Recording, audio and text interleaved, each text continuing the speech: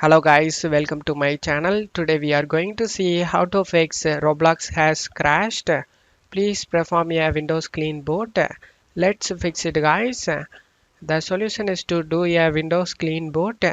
To do this, first you need to log into Windows with an administrator account. Make sure you are logged in with an account that has administrative privileges. After that, you just need to go to search menu and type msconfig. Comes up with system configuration. Click on open it. Select services tab and you just need to select checkmark hide all Microsoft services. And now you just need to select disable all. And now you need to go to startup tab and select open task manager. In task manager, you need to disable each and every programs listed over here.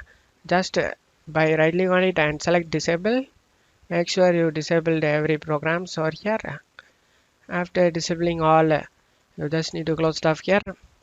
And now you just need to select apply and OK for save changes. You need to select the restart option and restart your PC guys.